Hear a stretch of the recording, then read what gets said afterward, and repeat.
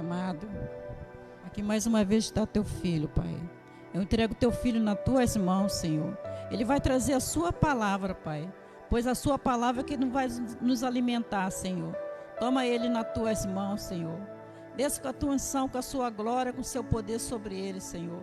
Fale com ele, Pai, o que o Senhor quer que nós sabemos, que a tua igreja saiba, Pai, sobre ti, nesta hora, Pai.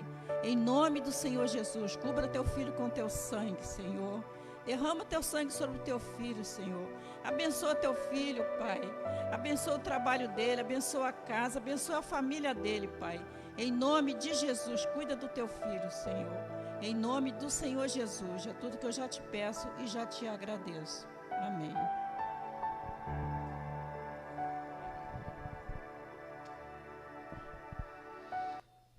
Amém? Glória a Deus. Gente, hoje nós estamos começando uma série nova chamada Vencendo o Medo.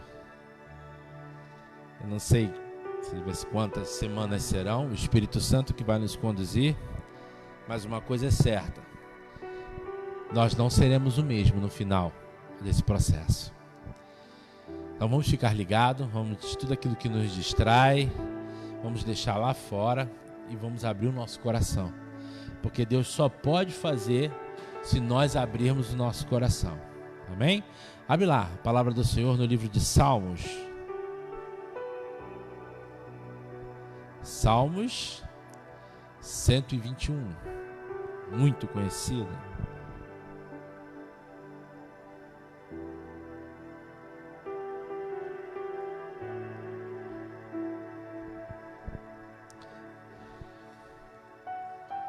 Eu passei por muitas coisas aqui, ministrando a palavra do Senhor, em outros lugares por onde eu passei, mas se é uma coisa que eu ainda não tinha experimentado, é o cachorro glorificando dentro da igreja. É a primeira vez. Ele é simpático, né? Tá lá fora querendo entrar. Vamos estar lendo a palavra de Deus. Diz assim, Salmo 121. Levantarei os meus olhos para os montes. De onde vem o meu socorro? O meu socorro vem do Senhor, que fez os céus e a terra. Não deixará vacilar o teu pé, aquele que te guarda não tosquenejará. Eis que não tosquenejará, nem dormirá o guarda de Israel. O Senhor é quem te guarda, o Senhor é a tua sombra, a tua direita. O sol não te molestará de dia, nem a lua de noite. O Senhor te guardará de todo mal, guardará a tua alma.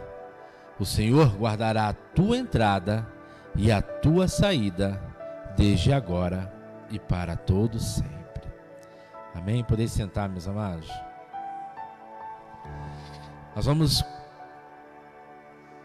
por partes, pedacinho por pedacinho, extrair um pouco, apenas um pouco, aquilo que o tempo nos permitir, de tudo que o Senhor tem nos ensinado. Nós sabemos que de um mesmo versículo jorra muita água. Quantas vezes nós passamos pelas palavras, voltamos nela e descobrimos tantas coisas novas. É assim que é a palavra de Deus, é um rio de água viva que jorra e que não para. A primeira parte que nós lemos diz: levantarei os meus olhos para os montes, de onde me vem o socorro. É interessante, hoje Deus colocou no nosso coração de nós falarmos acerca dos caminhos para se vencer o medo. E o que é o medo? Você já parou para pensar, meditar sobre o que seria o medo? O cachorro também dá aleluia, viu? Ele está lá, não está aceitando que ele quer glorificar aqui dentro. Agora, o que seria o medo? Vamos pensar profundamente, o que é o medo? O que acontece no nosso coração? O que acontece na nossa mente quando o medo brota? Quando o medo começa a direcionar os nossos passos? Porque o medo é o quê? É o temor de que algo ruim, desconfortável vai acontecer. Mas o medo, ele é algo que te projeta para o futuro. Por quê? Nós não sentimos medo daquilo que estamos vivendo no presente. Aconteceu, você vai passar, né? Mas o medo, ele faz o quê? Ele age naquilo que está por vir. Se ele age naquilo que está por vir, ele tem o poder de mudar a nossa trajetória. Ele tem o poder de mexer com as nossas decisões, ele tem o poder de mexer com os nossos sonhos, ele tem o poder de matar os nossos planos, os nossos projetos. Então eu cheguei meditando, eu cheguei à conclusão numa coisa. O medo, ele é uma fé ao contrário. Por quê? Porque nós precisamos ter fé, não naquilo que eu vejo, mas naquilo que está escrito. Não naquilo que estão diante dos meus olhos, mas naquilo que Deus falou e fala. Ou seja, em algo que você não está vendo. Se o medo, ele muitas das vezes ele vem em relação a algo futuro, também é em relação ao que você não está vendo.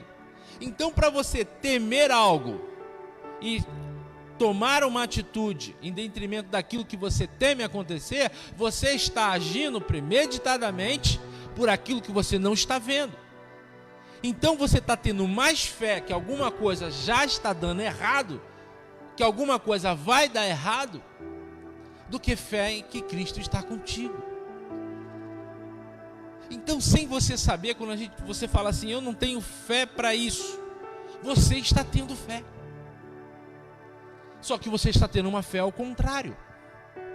Uma fé que te limita, uma fé que mata seus sonhos, uma fé o principal não é o que você conquista, não é o que você apalpa. O principal que o medo te arranca é a experiência com Deus. Se eu posso dizer que uma coisa que o medo tem capacidade de fazer é te afastar de Deus. Por quê? Porque ele impede que você tenha experiências profundas com o Pai. Experiência essa, pastor? É quando você crê em algo que está escrito e você permanece naquilo até que aquilo se cumpra. E quando aquilo se cumpre, você fica maravilhado e diz: meu Deus, o Senhor é verdadeiro. Estava o tempo todo comigo, o tempo todo me acompanhando, o tempo todo me vendo, o tempo todo o Senhor estava ali. Mesmo nas horas que eu me senti mais sozinho, o Senhor estava ali. É essa descoberta que o medo rouba da gente. Intimidade. Eu vou contar uma experiência. Eu trabalhava com reboque, né? Vocês sabem disso. Uma certa feita eu fui fazer uma viagem com meu pai. E nós fomos para Formiga, Minas Gerais, um lugar longe. E nós subimos uma serra. E sobe, o troço não acaba nunca. Mas num dado momento o caminhão pifou, deu problema no motor. E o engraçado é que eu já estava subindo, olhando para a direita, olhando para a esquerda. E eu olhei assim, eu pensei, caramba, não estou vendo mais uma casa, não estou vendo ninguém andando na rua. E a rua foi se estreitando, fomos entrando dentro de uma floresta, numa estrada que subia. Eu não via mais civilização, não via mais nada. E eu estava ali e meu coração estava assim, já pensou se o caminhão quebra aqui? Foi uma questão de tempo, Pinho. Daqui a pouco troço. Encostei o caminhão. Não tinha nem acostamento, eu joguei em cima do mato.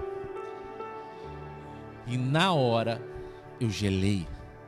Eu olhei para o meu pai e falei: pai, não sei o que vai ser. Estamos sozinhos no meio do nada. E a gente pensa: caramba, e agora?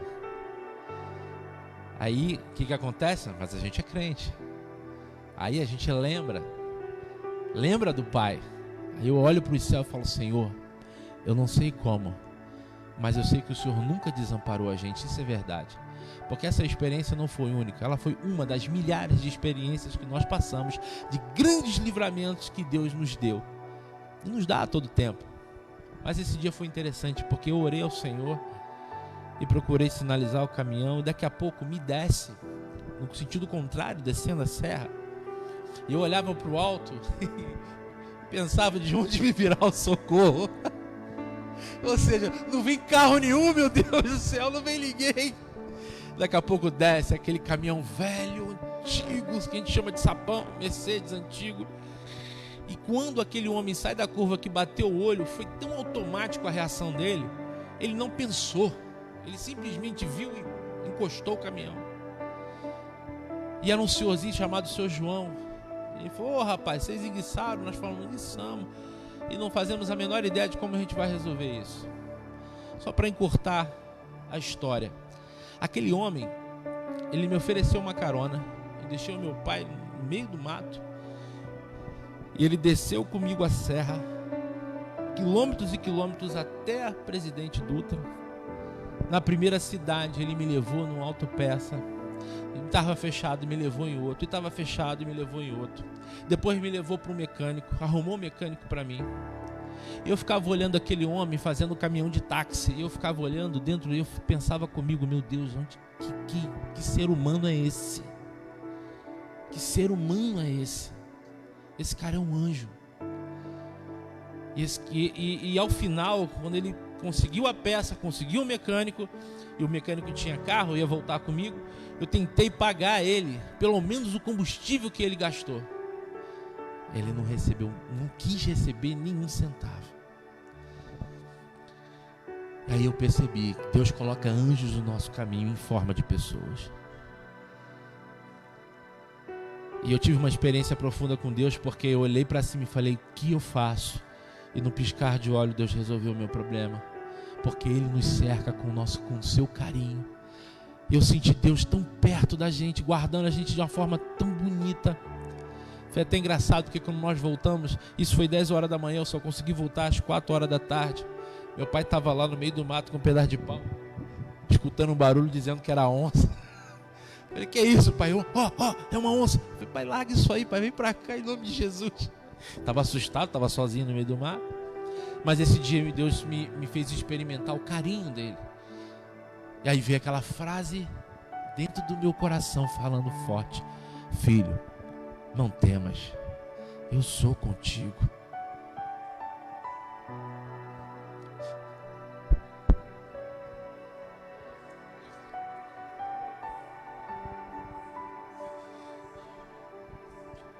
Não foi nenhuma nem 2 vezes.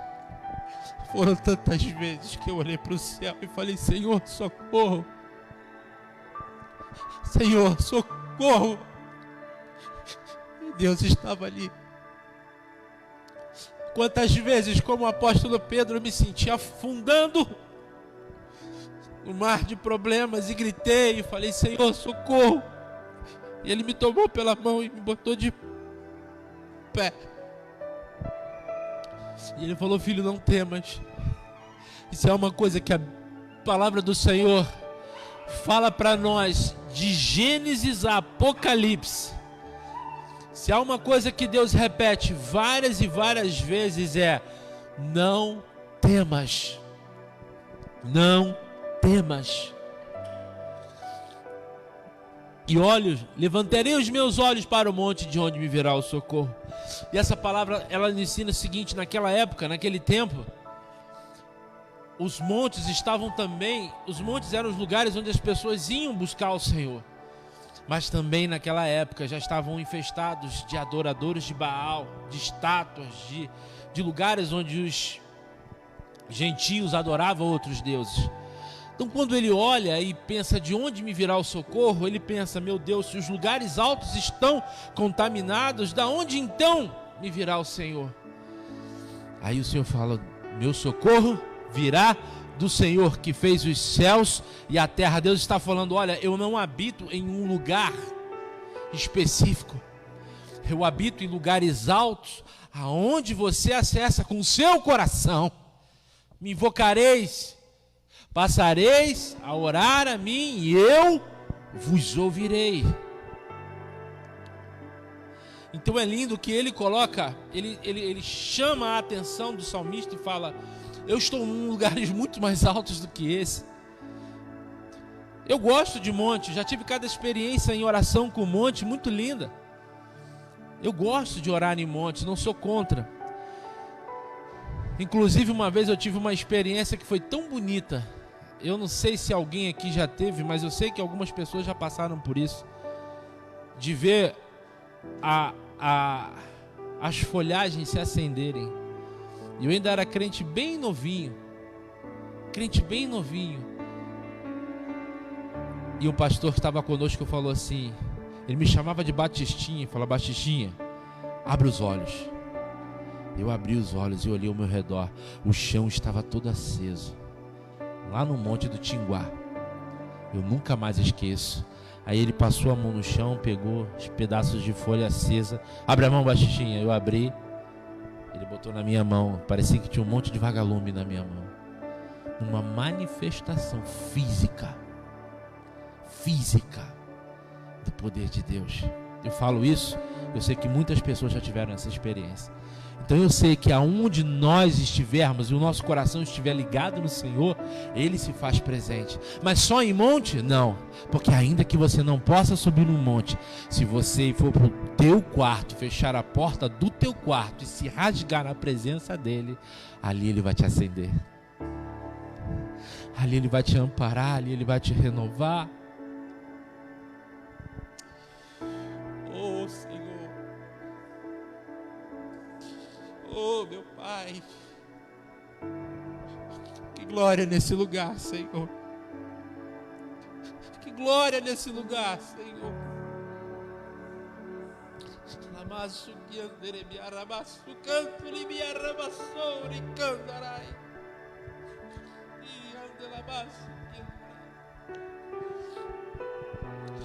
Aleluia. A palavra de Deus diz o quê? Em Salmos 19:1, os céus declaram a glória de Deus e o firmamento anuncia a obra de suas mãos. Deus faz coisas grandes, a feitura de sua mão, a sua obra, os montes, os penhascos, a perfeição da natureza, um pássaro voando, um beija-flor parado no ar, conectado a uma flor para retirar néctar. Se há uma coisa bonita de você contemplar, é a formosura da criação dele. Meu Deus, como é que muitas das vezes o medo nos cega de tal forma que nós não conseguimos perceber a presença de Deus.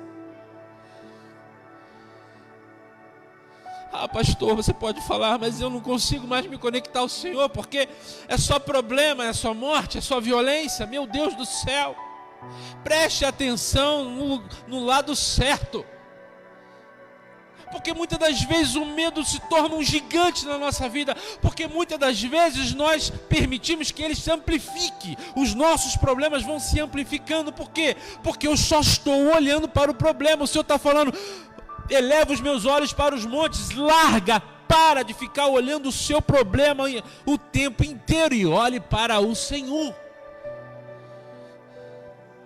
Porque quanto mais você venera, quanto mais você contempla o seu problema, mais ele se fortalece. Quanto mais você contempla o Senhor, mais ele se torna grande para você. Esse é o nosso problema, nós perdemos, nós não sabemos como contemplar a beleza e a formosura do Senhor. Nós passamos 24 horas por dia pensando naquilo que pode acontecer, pensando naquilo que não vai dar certo, pensando só no vai dar ruim, porque eu não vou ter condição, porque como é que eu vou fazer? Relevo meus olhos para o monte, relevo meus olhos para o Senhor, eu olho para o Senhor. Quanto mais você contempla o Senhor, menor fica o seu problema. Aí a palavra vai dizer: o meu socorro vem do Senhor, que fez os céus e a terra. Sabe o que ele quer dizer? Sabe o que ele está falando? O Criador é quem conhece a criação e todas as criaturas. Sabe o que ele quer dizer? O meu socorro vem do Senhor. Ele está falando o seguinte: olha, Deus usa pessoas? Usa. Mas não confie em pessoas, confie no Senhor. Teu socorro não vem de uma pessoa específica. Não venere pessoas. Ame elas, mas adore ao Senhor. Reparta com elas, mas confie no Senhor. Estamos em um momento muito crucial aqui no Brasil, um momento de política, só se fala em política. É de um lado, esquerda, direita. Nós somos cidadãos, temos que exercer a nossa cidadania, sim. Temos que escolher corretamente, sim. Temos que escolher aqueles que mais se aproximam de acordo com os valores que a Bíblia nos ensina, sim. Mas a minha confiança não está em candidato A nem em candidato B. Por quê? Porque se ao final deste ano o candidato que você não esperava ganhar, o que vai acontecer com você? Você vai entrar em estado de pavor e esquecer quem é teu Deus? Precisamos, como igreja, fazer a nossa parte? Sim. Precisamos nos unir? Sim. Precisamos conversar sobre o assunto? Sim. Mas confiar somente em Deus. Pessoas erram. Por mais bem intencionadas que elas sejam, elas erram. Por isso ele diz: o meu socorro vem do Senhor, não é de pessoas, não é de ser humano. Por que a Bíblia vai dizer, quando um homem se casa, deixará o homem pai e mãe, iniciar sua mulher, e serão dois uma só carne? Sabe o que Deus está falando? Carne é o quê? É o templo do Senhor. Sabe o que Ele está dizendo? Vocês a partir de agora se tornam um templo para eu habitar. A partir de agora a confiança de vocês tem que ser em mim. Aí o Senhor está ensinando o quê? O casal faz o quê? Ele corta o cordão umbilical, ele corta a dependência emocional. Porque tem muita gente que sai, vai morar em outro endereço, mas continua emocionalmente vinculado, dependente. E aí é o seguinte: se o pai e a mãe continuam fornecendo segurança, continuam agindo e atuando no psicológico do casal, seja no homem ou seja na mulher, e o casal continua, em vez de um conversar com o outro, não, primeiro conversa com o pai, para depois conversar com a esposa, e aí começam os conflitos. Até entender que o meu socorro vem do Senhor, que fez os céus e a terra. O que o Senhor está falando? Não é, então não vou aceitar nada de ninguém, não é isso. Deus está falando agora, a partir desse momento, dependa de mim. Eu posso usar o seu pai, eu posso usar a sua mãe, eu posso usar o seu tio, mas a tua segurança não está na proximidade deles. A tua segurança está em mim, diz o Senhor. Aí seguindo um pouco mais à frente, ele vai dizer: não deixará vacilar o teu pé. Aquele que te guarda não tosquenejará. O que a Bíblia vai dizer? Que a palavra de Deus é o que? Lâmpada para os nossos pés e luz para os nossos caminhos. Quem a valoriza sempre encontra instruções de retorno. Ele não deixará que os teus pés vacilem. Sabe o que ele está dizendo? Eu vou te guiar, filho. Se você olhar para mim, eu vou te guiar. E ainda que você vacile, ainda que você tropece, eu vou te pegar pela tua mão direita, eu vou te botar de pé novamente. Ele vai guiar o teu caminho. É como um GPS, eu já falei aqui. Assim como o GPS recalcula a nossa rota quando a gente se perde, se você está no Senhor e confiando no Senhor, assim que você erra, Ele vai estar recalculando a sua rota para te trazer de volta para o caminho. Ainda que você tenha recebido alguma proposta e que você não vigiou, que parecia ser boa, que parecia ser de Deus, parecia ser algo de Deus. Igual a nossa irmã Amanda estava contando aqui, da promessa que ela tinha, mas no meio da promessa veio a proposta para roubar o que é a glória de Deus. E se você aceita a proposta, você perde a promessa. E é isso que Satanás faz, e às vezes faz parecer que é de Deus. Isso é de Deus, vai chegar rapidinho lá naquilo que Deus te prometeu. Vai até ajudar a igreja, vai ajudar o propósito. E é tudo proposta para quê? Para te arrancar da presença de Deus. Quantas pessoas chegam para a gente: pastor, ora por mim, pastor, ora por mim. Aí Deus abriu uma porta de emprego, aí Deus vai lá e abre uma porta de emprego. Cadê o irmão? Sumiu. Desapareceu da igreja. Nem domingo vem mais. Não é, às vezes, não é que a bênção, ela é bênção ou maldição. É a forma que eu lido com ela que faz ela me destruir. E o interessante é que, por enquanto, porque o Espírito Santo está sobre a terra, Jesus ainda não voltou. Então, por enquanto, ainda há tempo de arrependimento. Ou seja, perdeu o emprego, aí você pensa, pô, vou para a igreja, aí o diabo fala assim no teu ouvido, não vai não, sabe por quê? Porque você só está indo porque agora você está sem emprego. E o Senhor está falando, vem mesmo assim que eu quero te ensinar. Vem, sabe por quê? Porque Ele é misericordioso.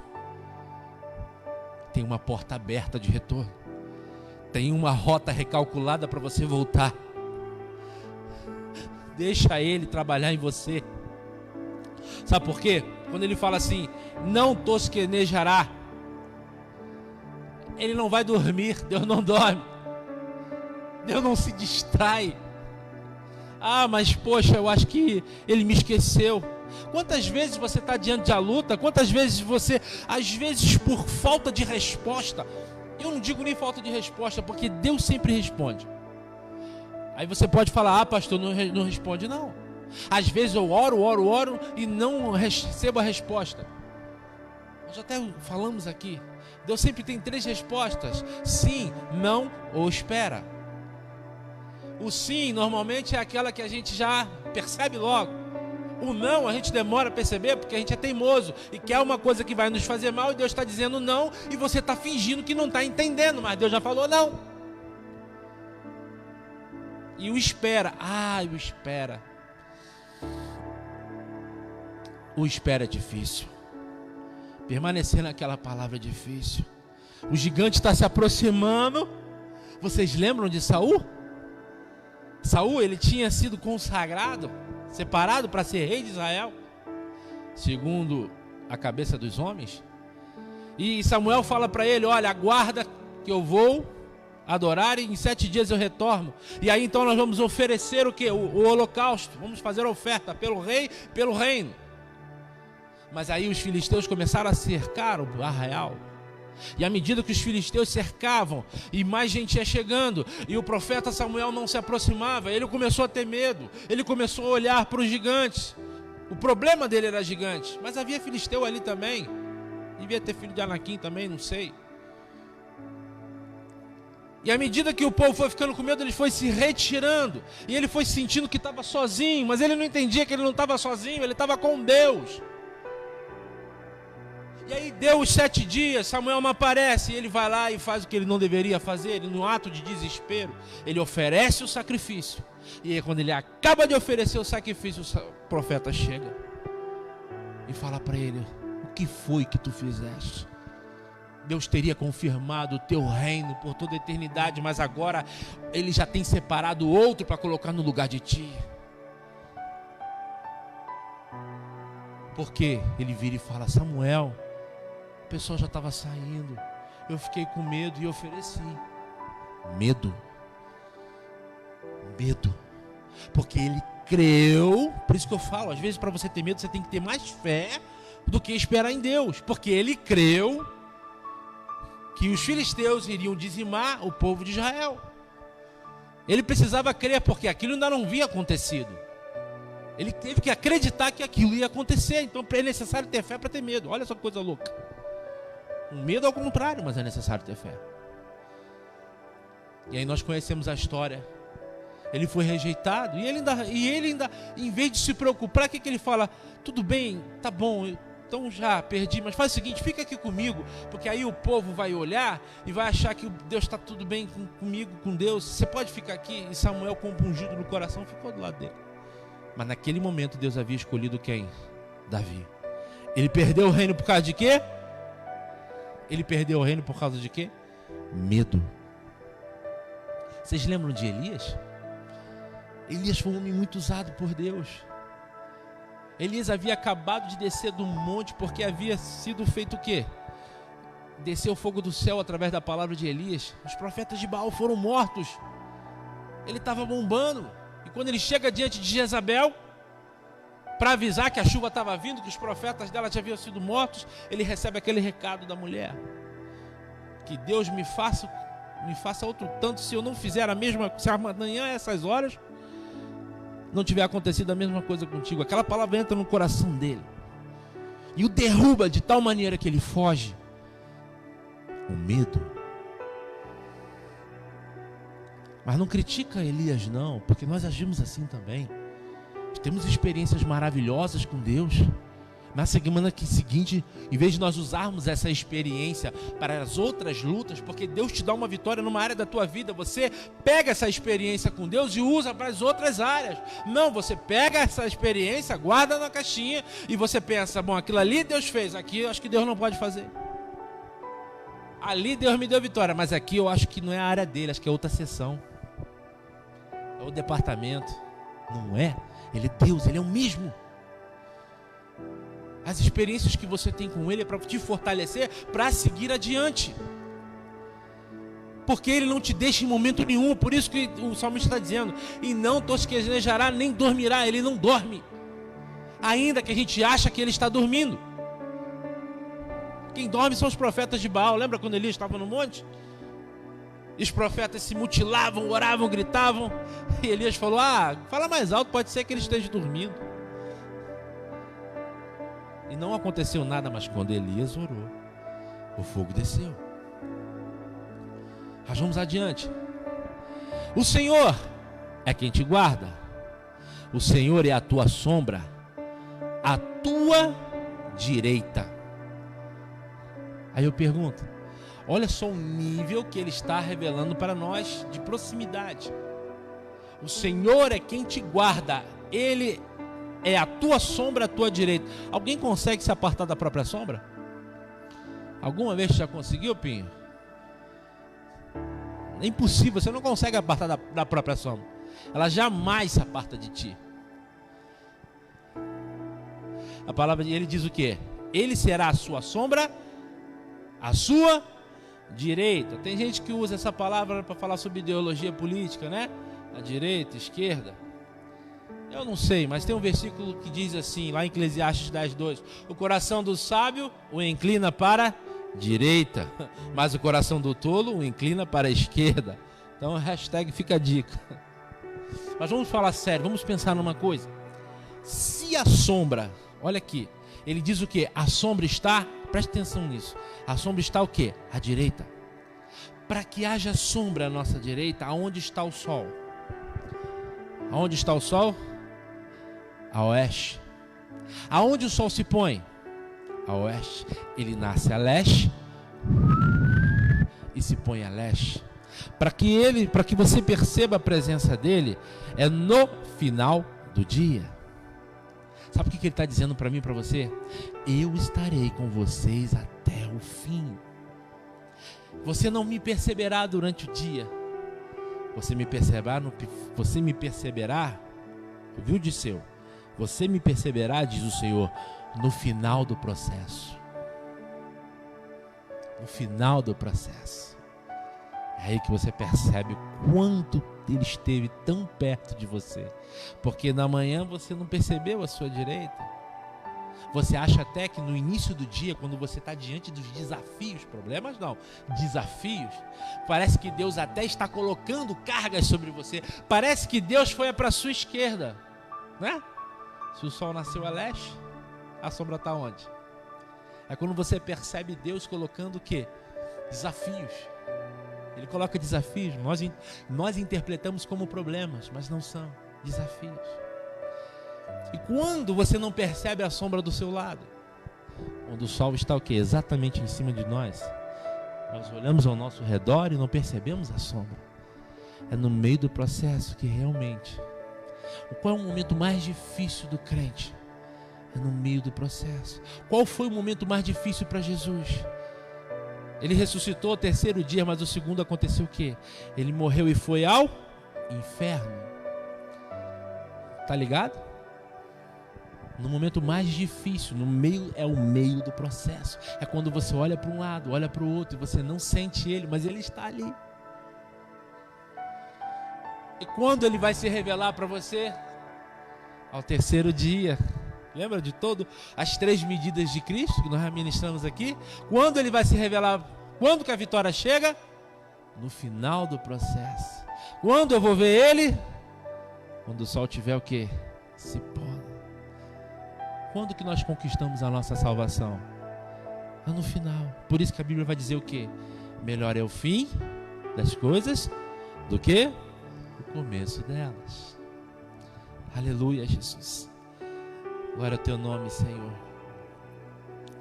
Seguindo, ele diz: o sol não te molestará de dia, nem a lua de noite. O sol não te molestará de dia, nem a lua de noite. Sabe o que ele está dizendo? Você vai chegar até o final. Sabe por quê? O que o sol pode fazer? Vai para o sol sem camisa, sem um protetor solar. Aqui, sol de Bangu, Realengo, pleno verão, 41 graus, 42 graus. Ele te queima. Não te queima? Te machuca, não te machuca? Só que a Bíblia está dizendo aqui que com Deus o sol não te molestará. Sabe o que ele está dizendo? Ele vai te guardar. Não é o que te oprime do lado de fora, não é o que fere o teu corpo. Ele te guardará de dentro para fora. Ele te guardará de dentro para fora. Porque o maior perigo para nossas vidas não é o que está do lado de fora, mas sim o que está do lado de dentro, a nossa própria alma. Está entendendo agora? A Bíblia vai dizer lá em Mateus 10, 28: e não temais o que matam o corpo, e não podem matar a alma. Temei antes aquele que pode fazer perecer no inferno a alma e o corpo. Só que ele vai dizer o seguinte: não te molestará de dia, nem a lua de noite. Como assim? Como que pode a lua me molestar à noite? Já parou para meditar? Por isso que eu falo, amados, é necessário tirar um tempo para ler a Bíblia, e com calma, e com paciência, com exclusividade. Deus vai começar a revelar, vai brotar, e vai te levar a lugares no coração de Deus que você vai ficar cada vez mais maravilhado. A lua não te molestará de noite. O que é a lua? E qual é o poder da lua? A lua coordena as estações do ano, as colheitas, influencia o que? A irrigação do solo, o fruto da terra. Quando ele está falando a lua não te molestará de noite, ele está dizendo que os ciclos da lua não afetarão a sua lavoura, não afetarão a sua subsistência, porque eu vou te guardar. No tempo meu na tua vida, eu vou mandar a chuva serôdia, a chuva temporã. O que são as chuvas serôdia e temporã? É aquela chuva fora da época das grandes chuvas. Deus está falando: olha, pode não estar chovendo para ninguém, pode não chover na vida de ninguém, mas no tempo eu vou mandar uma chuva só para você, para te alcançar, para te manter e para te sustentar. A lua não te molestará de noite. Aleluia. Lamanto que andarabasobi andecai. Aleluia, Jesus. Santo é o teu nome, Senhor. O Senhor te guardará de todo mal. Algumas traduções dizem assim: o Senhor te guardará de todo mal, guardará a tua vida. Eu prefiro, aqui diz assim: o Senhor te guardará de todo mal e guardará a sua alma. Porque olha só, ele fala essa parte depois de uma vírgula. O Senhor te guardará de todo mal, ponto e vírgula, guardará a sua alma. Se você ler com calma, você vai perceber uma ênfase após a vírgula: a tua alma. Agora, ele te guardará de todo mal. Para pensar. Não acontece coisas com crente? Os problemas só acontecem com os ímpios? Não. Eu e você também sofremos problemas. Também batemos com carro, também sofremos com enfermidades, sofremos com escassez de recursos muitas das vezes. Nós não passamos por problema? Então como é que o Senhor está falando? O Senhor te guardará de todo mal. A explicação está logo em seguinte: guardará a tua alma. O problema não é aquilo que acontece fora de você, é aquilo que afeta dentro de você. O mal ele só tem poder sobre a sua vida quando ele altera o seu interior. Quando ele te fere por dentro, porque quando ele te fere por dentro, ele te afasta do Pai. Eu e você podemos passar por lutas, podemos passar por provações. Agora eu não posso permitir entrar numa depressão porque eu não consegui lidar com o fato de Deus ter deixado eu passar por aquilo. Eu preciso entender que o Senhor está falando o seguinte: Ele vai guardar de todo o mal, mas Ele guardará a tua alma. Ele te fará como um barco que navega no meio dos problemas, capaz de flutuar sobre eles. Mas eles não entrarão no convés. As águas dos desafios, dos teus problemas, não podem entrar para dentro do convés do barco da sua vida. Por quê? Porque a palavra de Deus diz o quê? No mundo tereis aflições, mas tem de bom ânimo o quê? Eu venci o mundo. Você vai passar por qualquer tipo de problema, mas a sua alma não se abaterá. Quando nós aprendemos a confiar no Senhor, é isso que acontece. Eu não me torno ileso. Eu não fico ileso. Nem você, meu amigo. Eu não fico ileso das coisas. Mas elas não têm mais a capacidade de me destruir por dentro. Ela não tem mais a capacidade de causar pânico. Ela não tem mais a capacidade de causar desespero. Por quê? Porque você aprendeu a olhar para o Senhor. É isso que Ele está nos ensinando. Um pequeno salmo, mas com tantas coisas, meu Deus do céu. Uma pequena palavra, mas tão rompedora nas nossas vidas. Aleluia. É Deus que quer te dar segurança de enfrentar a vida. Ele não vai te dar nada que você não pode suportar. Mas Ele falou, assim como Cristo carregou a sua cruz, cada um tome a sua cruz e siga-me. A sua cruz jamais será maior do que a cruz de Cristo. O seu problema jamais será os problemas que Jesus venceu na cruz do Calvário. Mas você tem a sua cota. Você tem os seus desafios a enfrentar. Eles são para te fazer crescer. Eles são para te despertar. Eles são para que você olhe para os altos.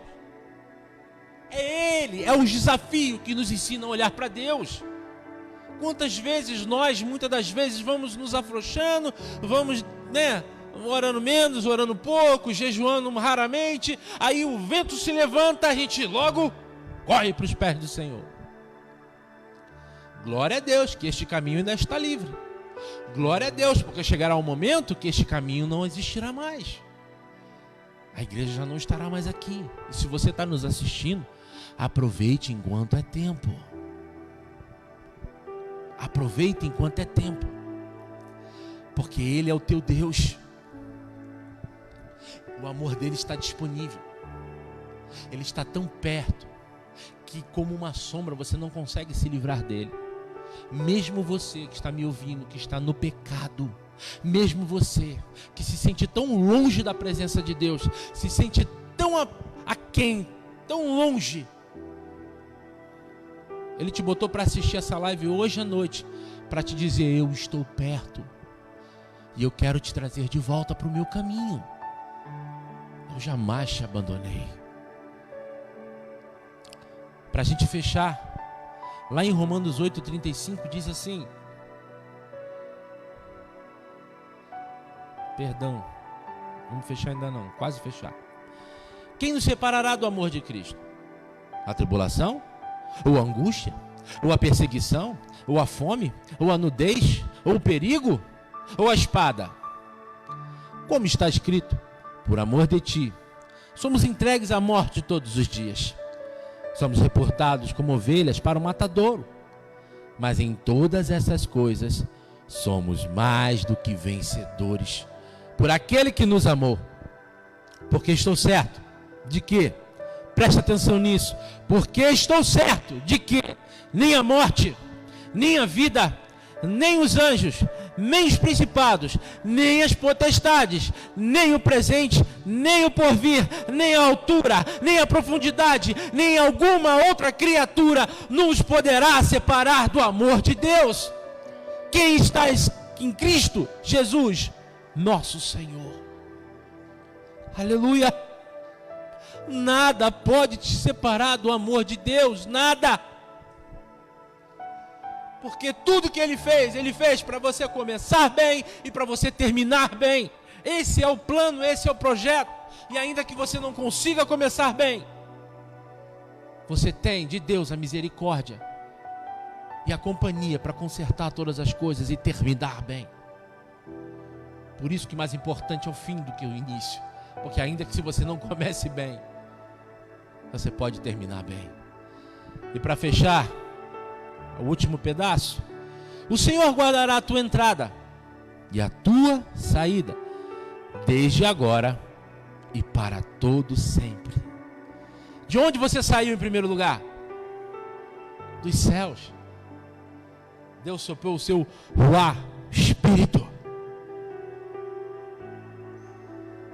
Você, sua origem não é a sua mãe. Sua origem não é a sua genética, pode ser do seu pai, mas a origem do seu espírito vem dos céus. Lá é a sua origem. E se lá é a sua origem, lá é o seu destino. Por isso ele diz: ele guardará a tua entrada e a tua saída. Ele zela por você para te receber de volta na glória. Você está entendendo? Saída e entrada, o que? Ele está dizendo que são mudanças de ciclo na sua vida. Deus quer que você entre bem, que você saia bem. Quantas pessoas conseguem começar as coisas, mas não terminam? Começa empolgante fazendo um curso, porque eu vou, daqui a pouco começa a ter dificuldades, as notas caem e abandona o curso. Quantas vezes a gente batiza alguém, aquele amor, aquele primeiro amor, aquele fogo, mas aí no início, com a caminhada, vem aí o quê? Vem os espinhos, vem os problemas, aí vai deixando, some da igreja. Tudo que ele fez foi para você começar bem e terminar bem. Ele guardará a tua entrada e a tua saída desde agora e para todo sempre. Ele guardará a entrada e saída de quem? Ele guardará todo o ciclo completo de quem? De quem aprendeu a confiar nele. De quem espera dele. Porque aqueles que confiam nele, amados, tudo já está pronto. Tudo já está preparado para você e para mim. O que nós estamos aprendendo com essa nossa curta vida na terra é acessar isso. Jesus já conquistou. Olha, nem o diabo tem poder sobre a tua vida. Porque quando Deus te deu o livre-arbítrio, Ele colocou o poder sobre o seu destino nas suas mãos. Quando Jesus foi ao inferno e tirou a chave da morte da mão do diabo, sabe o que Ele fez? Eu venci o diabo. Aí nós perguntamos, mas como que Deus venceu o diabo se eu ainda luto tanto contra ele? Porque ele se alimenta. O que a palavra de Deus diz? Que lá no jardim do Éden, o que aconteceu? Ele virou para a serpente e falou: a partir de agora tu se alimentarás do pó da terra. E tu é o quê? Tu é pó. As obras da tua carne são um alimento de Satanás. A tua carne é feita de terra, feita de pó. Então significa que ele se alimenta daquilo que você dá para ele. Ele se torna forte na sua vida de acordo com aquilo que você dá para ele. Opa, peraí. Então, sou eu que escolho dar alimento para ele se fortalecer na minha vida? É. Ele já está vencido. Quando você se posiciona e fala: não vou mais fazer a sua vontade, ele se submete. E é isso que ele passa a vida inteira tentando te convencer. Convencer do que, pastor? Convencer que você não tem essa autoridade. Através de qual ferramenta? Do medo. Porque se ele te amedronta, você esquece de quem você é filho. Você esquece de qual é o seu direito. Você esquece do poder do teu Deus e da herança que ele deixou para você. Você acha que é o diabo que tem autoridade e passa a ter medo dele. E quando você faz a vontade dele, você dá pó para ele. É quando ele se fortalece na nossa vida. Então, meus amados, quantas coisas nós deixamos de viver, de receber, por causa do medo. Então, em nome de Jesus, estamos encerrando. Vamos falar mais um pouco sobre esse assunto daqui para frente, não sei quantas semanas. O Espírito Santo é que sabe. Mas nós vamos aprender, em nome de Jesus, a não ter medo. Você deve ter pensado assim: pastor, não é muita pretensão do senhor, não? dizer que a gente não vai mais ter medo. O medo que eu me refiro é aquele medo que te trava, é aquele medo que te afasta de Deus, é aquele medo que rouba tudo aquilo que o teu pai conquistou para você e o medo tem tirado de você. Esse medo você vai perder em nome de Jesus. É para isso que Ele nos trouxe aqui, é para isso que Ele está falando comigo, contigo e com quem está nos assistindo. Amém? Vamos ficar de pé? Vamos orar ao Senhor?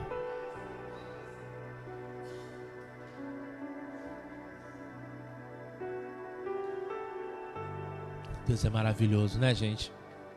Às vezes a gente vem aqui no dia de quarta-feira, é uma luta muito grande, né? A gente faz um esforço, a gente vence a nossa própria carne, mas uma coisa maravilhosa que acontece aqui, a gente nunca sai do mesmo jeito.